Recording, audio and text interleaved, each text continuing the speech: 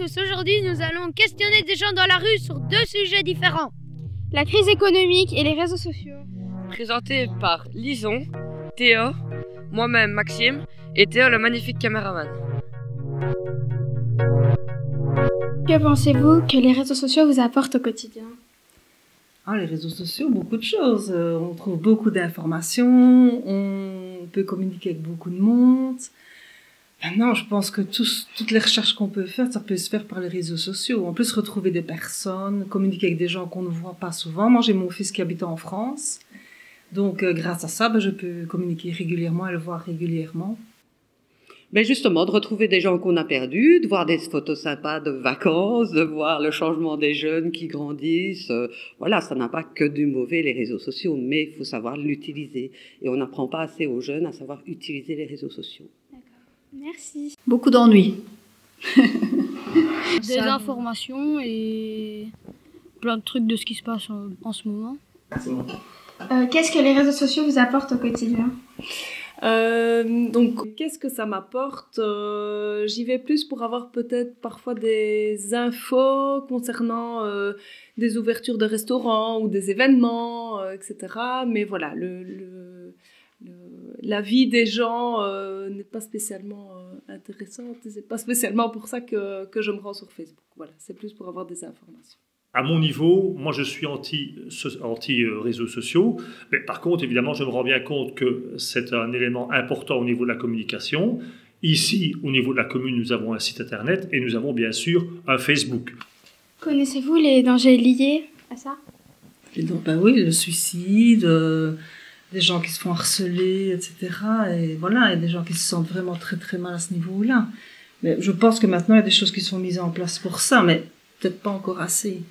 Donc je pense que c'est bien, mais qu'il faut quand même se méfier parce que voilà, il y a des dangers pour les jeunes surtout. Au niveau des réseaux sociaux, c'est surtout sur Facebook que je vais et c'est vrai que c'est un petit peu addictif, donc j'y vais tous les jours.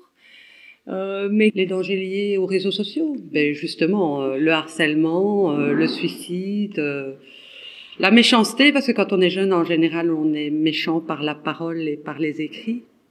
Si vous avez des enfants, est-ce qu'il y a des choses en place ou est-ce que vous limitez par rapport aux réseaux sociaux ?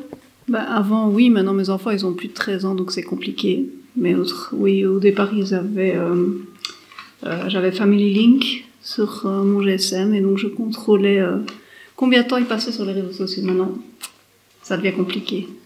Oui, à partir d'un certain âge, pas trop jeune, pas trop jeune. Et je pense que je mettrais des barrières, je mettrais des clés, je mettrais aussi des périodes où il peut se connecter, etc. Maintenant, quand il est adolescent, je pense qu'on ne sait pas y faire grand-chose. Surveiller ce qu'il fait, voir un petit peu les amis qu'il a, les photos qu'il met, pour ne pas mettre des photos trop dénudées, etc. Et voilà, mais à part ça, je pense que il faut parler beaucoup avec ses enfants, ses ados, et je pense qu'il faut être fort proche d'eux. Je pense que c'est la meilleure solution pour voir un petit peu ce qu'ils font et qu'ils ne se cachent pas des parents, pas être un peu copain en même temps avec eux pour voir un peu ce qu'ils font. Moi, j'ai fait comme ça avec mes enfants. Voilà, il n'y a pas de secret, je pense, mais je pense que c'est le mieux. Et pour vous, vous avez des conseils à donner aux parents ou des choses comme ça, si vous avez déjà eu une expérience avec vos enfants, et si vous aviez des enfants, que feriez-vous ? J'ai un enfant qui est grand, qui avait les réseaux sociaux, mais avec parcimonie, et je gardais un œil sur tout ce qu'il faisait, donc il ne pouvait pas faire ce qu'il voulait sur les réseaux sociaux. Je jetais un œil sur les réseaux sociaux. Ok. Bien sûr, j'ai un fils qui, qui est un jeune adulte, qui lui évidemment est tout le temps sur les réseaux sociaux. Je pense que on doit faire avec et on doit simplement s'y habituer. Sauf que moi, à titre personnel, c'est un choix que j'ai décidé un jour, tout simplement, de ne pas poser. Que pensez-vous des actes suicidaires des jeunes d'aujourd'hui ? Oula, je pense que c'est triste et que malheureusement c'est en partie à cause des réseaux sociaux. Je pense qu'il faudrait les aider et les suivre et leur expliquer que les réseaux sociaux c'est bien, mais qu'il faut bien se protéger et ne pas rencontrer les gens n'importe qui, mettre des photos trop personnelles ou faire bien attention à se faire suivre à ce niveau-là. Et les parents que les parents suivent bien les enfants. Surtout ça. Que pensez-vous des actes suicidaires des jeunes? Que c'est révoltant et que les réseaux sociaux ont quand même une influence sur certains suicides chez les jeunes. Mon fils a été harcelé via les réseaux sociaux en rue, à l'école. Donc, il a été déscolarisé pendant plus de 6 mois.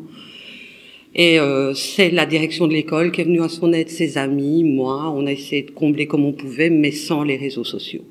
D'accord. Moi, je trouve ça hyper révoltant pour les personnes qui font ça à cause d'autres personnes qui sont malveillantes. Et voilà.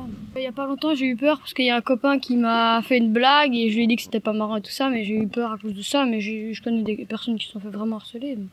malheureusement, enfin, c'est des actes tristes évidemment et voilà, qui sont en général aussi générés par les réseaux sociaux peuvent amener à des comportements pareils, et donc c'est vraiment triste, et du coup il faut essayer d'encadrer aussi les jeunes, et essayer de faire attention et limiter les réseaux sociaux dans leur vie de tous les jours, quoi. Et que pouvez-vous conseiller aux autres parents pour ça? Déjà de ne pas créer des comptes trop tôt. Mais peut-être, voilà, j'ai des élèves, moi, qui ont, parce que je suis prof, j'ai des élèves qui ont 10 ans et qui ont déjà un GSM et qui ont déjà un compte sur un réseau social. C'est beaucoup trop tôt. À part ça, c'est compliqué. On essaie de contrôler le plus possible, mais bon. Ils ne répondent pas aux messages qu'on leur envoie et tout ça, quoi. Et vous sécurisez vos données personnelles, les vols, les choses comme ça par rapport à ça? Oui, je décode, etc. J'essaie de faire le maximum, oui. C'est pas toujours facile, mais voilà. Okay. Merci en tout cas. De rien. Pensez-vous que le conflit avec l'Ukraine et la Russie a un impact sur l'économie actuelle?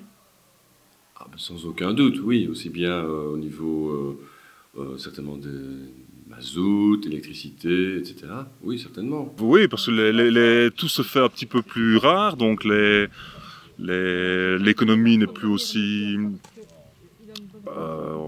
on a plus difficile à avoir les marchandises, donc forcément les prix augmentent. Oui, tout à fait. On est directement impacté par cela, hein, tous les pays européens. Maintenant, c'est une guerre, je pense, d'ordre économique, essentiellement. Bon, malheureusement, il y aura toujours des victimes là-dedans, et c'est toujours les petits qui trinquent, malheureusement. Oui, je crois que c'est une évidence pour tout le monde qui suit un peu l'actualité et se renseigne à travers les journaux et d'autres émissions. On sait tout de suite que cette crise, évidemment, a un impact non négligeable sur notre économie, en ayant accéléré une inflation qui avait déjà commencé, mais là, elle l'accélère très fort, ce qui, inéluctablement, nuit à notre économie. Et pensez-vous que l'État, les politiciens nous mentent un peu, nous cachent des choses à propos de l'augmentation des prix comme ça, ou alors vous pensez que... voilà. Je ne pense pas qu'il y ait une volonté politique de cacher, de tenir les choses secrètes. Je pense que si les gens se renseignent, tout est disponible pour pouvoir avoir l'information nécessaire. Alors, là, je vais mettre un petit peu plus de réserve parce que vous adressez quand même au directeur général d'une commune, donc l'État, c'est nous. Donc, je ne vais pas dire qu'on vous ment, mais ce qui est certain, c'est qu'il y a des choses qui se passent à un autre niveau qu'au niveau communal, et que nous, on subit un petit peu les choses. Un petit peu comme les ménages subissent par la suite aussi. Et donc, mentir, je ne pense pas, ne disent pas tout sans doute. Oui, je crois qu'il y a des choses qu'on nous cache, ça c'est certain, hein, comme dans tout conflit et dans toute décision qui doivent être prises au niveau politique, il y a toujours une part de mensonge. Mais je pense que la réalité est là, il y a quand même le conflit et tout ça a des répercussions malgré tout. Que pensez-vous de l'état actuel de l'économie? Alors effectivement, l'état actuel de l'économie n'est pas très florissant, on le sait très bien. D'abord, il y a eu la crise en Ukraine, maintenant la crise énergétique. Et donc, ce qui est surtout dramatique, c'est qu'il y a un tas de citoyens, des ménages, qui ont de grosses difficultés pour boucler la fin du mois. Et c'est surtout à ça que nous, en tant que pouvoir politique, nous devons être attentifs et essayer de trouver des solutions pour remédier justement à leurs problèmes par éventuellement des aides que nous pourrions leur octroyer ou des conseils que nous pourrions leur donner ou éventuellement des institutions ou des personnes que, effectivement, ces ménages pourraient rencontrer pour faire face à leurs demandes et à leurs besoins. La question coule de source.